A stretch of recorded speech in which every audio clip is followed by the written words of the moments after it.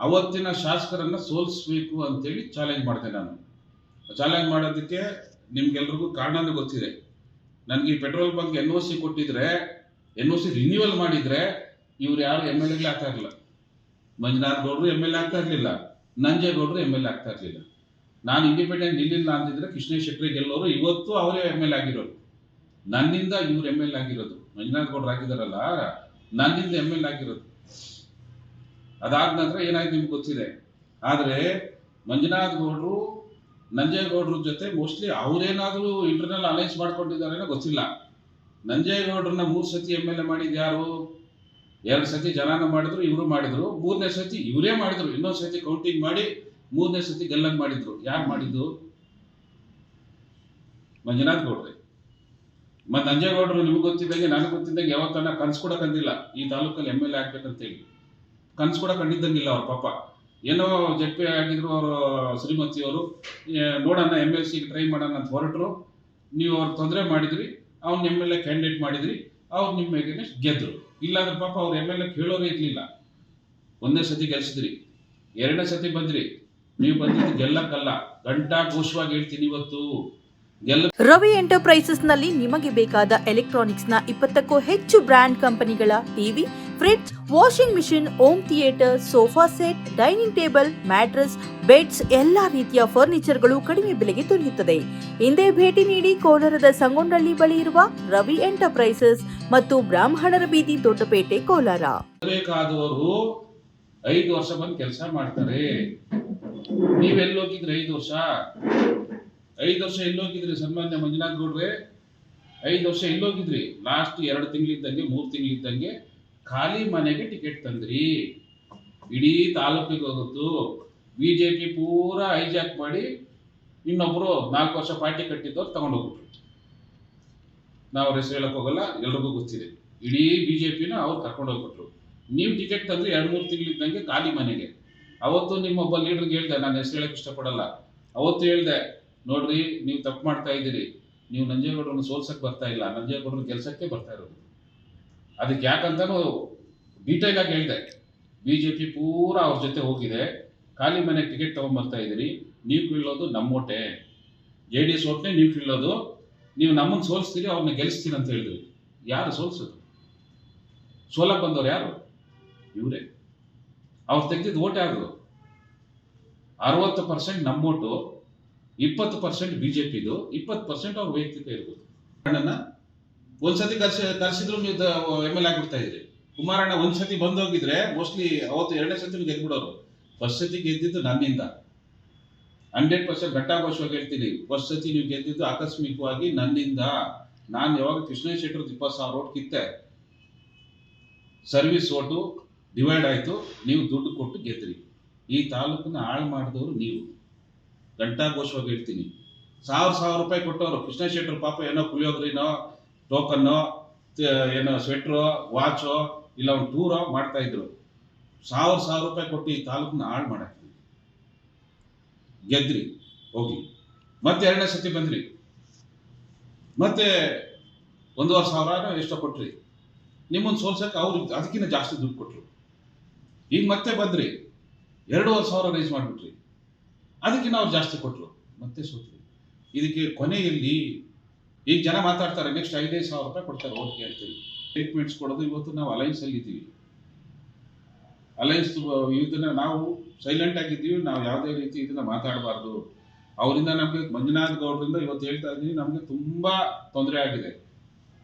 ಅದನ್ನ ಈಗ ಚರ್ಚೆ ಮಾಡಕ್ ಹೋಗಲ್ಲ, ಸಮಯ ಬಂದಾಗ ಚರ್ಚೆ ಮಾಡ್ತೀವಿ. MLC ಎಲೆಕ್ಷನ್ ಇದ್ದಾಗಿರ್ಬೋದು, ಇಲ್ಲ ಏನಾದ್ರೂ ಆಚೆ ಬರ್ಲಿ.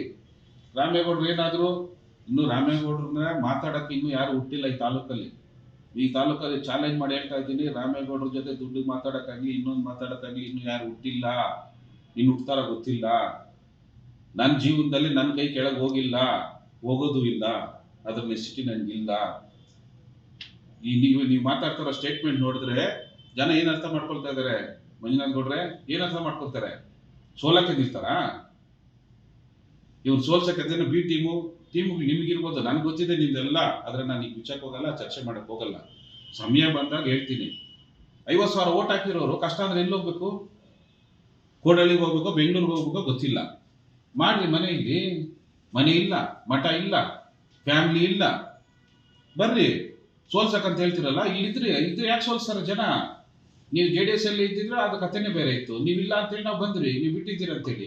ಹೋಗ್ಲಿ, BJPಗೇನ ಬಂದಿದ್ರ ಪಾಪ, ಅವ್ರ ಮನೆ ಊಡಿ ಮನೆಯನ್ನ ಉಳ್ಕೊಳ್ಳೋದು.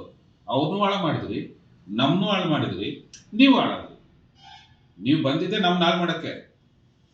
ನಾವು ಸೋಲಕ್ಕಲ್ಲ ನಿಂತಿದ್ದು, ನಾವು 100% ಗೆಲ್ತಾ ಇದ್ವಿ. ಯಪ್ಪ ಬರ್ಲಿಲ್ಲ ಅಂದಿದ್ರೆ 100% ಬರ್ತಾ ಇದ್ವಿ. ನಮ್ಮ ಓಟೇ ಡಿವೈಡ್ ಆಗಿದ್ದು. ಇಲ್ಲ ಮೊದಲಿಂದ ನಿಂತಿದ್ರೆ ನಮ್ಗೆ ಅದ್ರ ನೆಸಿಟಿನೇ ಇರಲಿಲ್ಲ.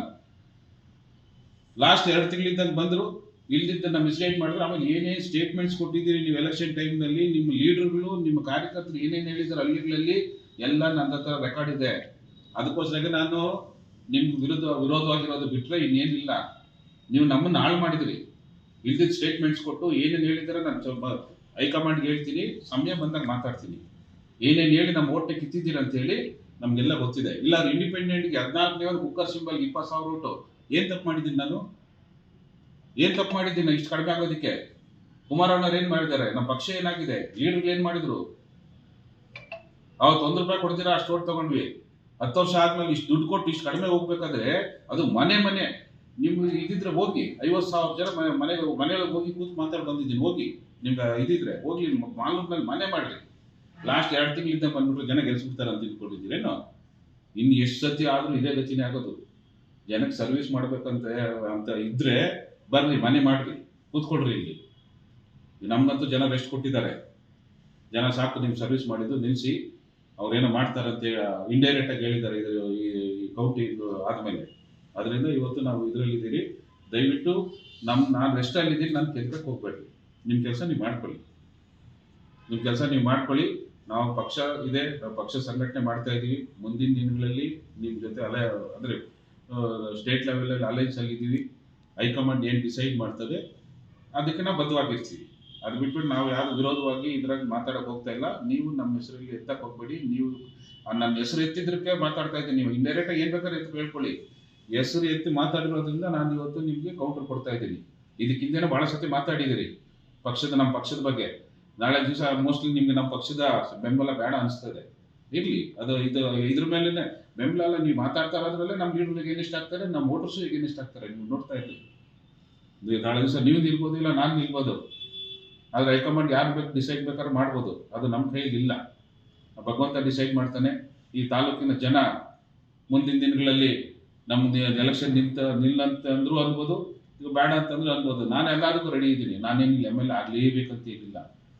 ಆದರೆ ಏನೋ 4 ಒಳ್ಳೆ ಕೆಲಸ ಮಾಡ್ಬೇಕಂತಿದ್ದೆ, ಆಗಲಿಲ್ಲ, ಪರವಾಗಿಲ್ಲ, ಏನಾಯ್ತು, ನನಗೇನು ಲಾಸ್ ಇಲ್ಲ.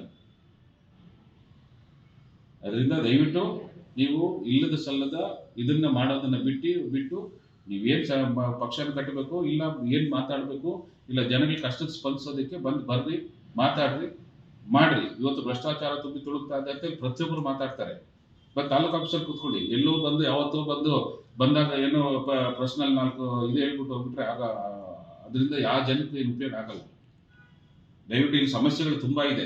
ಅದನ್ನ ನಾನು ಇವಾಗ ಚರ್ಚೆ ಮಾಡಕ್ ಹೋಗಲ್ಲ. ಇದಕ್ಕೊಂದು ಕೌಂಟರ್ ಕೊಡಬೇಕಾಗಿತ್ತು, ಕೌಂಟರ್ ಕೊಟ್ಟಿದ್ದೀನಿ. ಮುಂದಿನ ದಿನಗಳಲ್ಲಿ ಎಲ್ಲ ಯಾವುದೇ ಒಂದು ಇದಕ್ಕೂ ನಾವು ಸಿದ್ಧವಾಗಿದ್ದೀವಿ. ನಾವು ಪಕ್ಷ ಸಂಘಟನೆ ಮಾಡ್ತೀವಿ. ಮುಂದಿನ ದಿನಗಳಲ್ಲಿ ಏನಾಗ್ತದೆ ಅನ್ನೋದ್ರ ಬಗ್ಗೆ ಮುಂದೆ ಮಾತಾಡ್ತೀನಿ.